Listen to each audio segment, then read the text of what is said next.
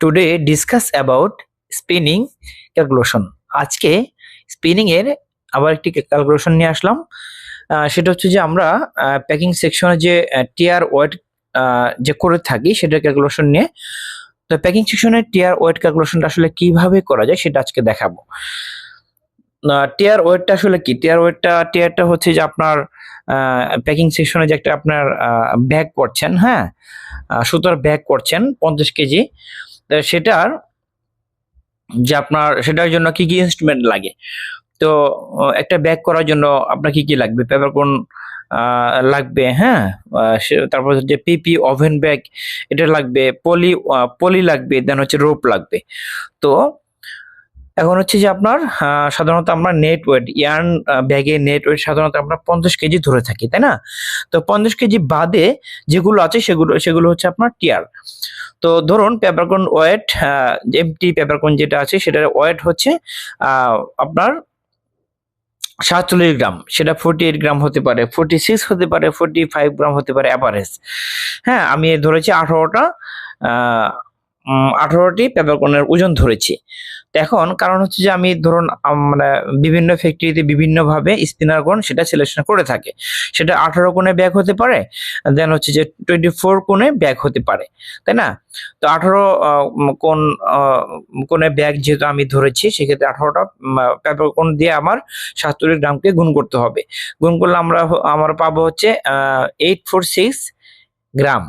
আমরা এটা পেলাম। ডিভাইড বাই হচ্ছে 1000, এটা যদি আমরা ভাগ করে দেই, যেহেতু আমরা কেজিতে নিচ্ছি, তাহলে আমরা পাবো হচ্ছে 0.846 কেজি।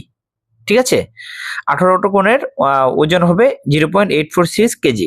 দেন হচ্ছে পিপি ওভেন ব্যাগ ওয়েট, একটা পিপি ওভেন ব্যাগের ওয়েট হচ্ছে আপনি 150 গ্রাম, ডিভাইড বাই 1000 দিয়ে ভাগ করলে আমাদের কেজিতে চলে আসবে 0.15 কেজি। ওকে, দেন হচ্ছে পলি ওয়েট। তো আপনার 18টা পলির ওজন হচ্ছে আপনার 0.80 গ্রাম, তাহলে একটি পলের ওজন হচ্ছে 0.044। হ্যাঁ, এটা দিয়ে আমি 18 দিয়ে আমি গুণ করেছি, গুণ করলে আমরা পাবো হচ্ছে 0.80 গ্রাম হলো, তাই না? গ্রামকে আমরা যদি 1000 দিয়ে ভাগ দিই তাহলে কেজিতে চলে আসবে 0.0008 কেজি। ঠিক আছে, তো এরপর হচ্ছে যে আপনার রোপ, হ্যাঁ, রশি যেটা আছে সেই রশির ওয়েটটা আমাদের বের করতে হবে। তো 18টা রশির ওজন আমরা পাবো হচ্ছে 20 গ্রাম। ঠিক আছে, 18টা রশির ওজন হচ্ছে আমাদের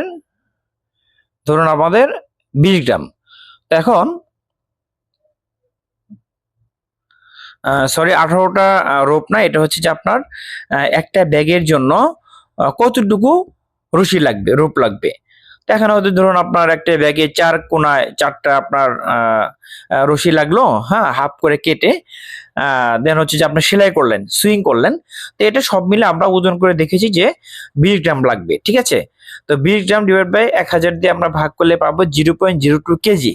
ঠিক আছে, তাহলে আমরা এটা টোটালটাকে আমরা কি করবো, যোগ করব।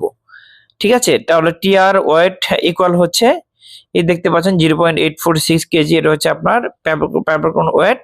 পিপি ওভেন ব্যাগের ওয়েট হচ্ছে আপনার 0.15 কেজি। দেন হচ্ছে পলি ওয়েট হচ্ছে আপনার 0.0008 কেজি।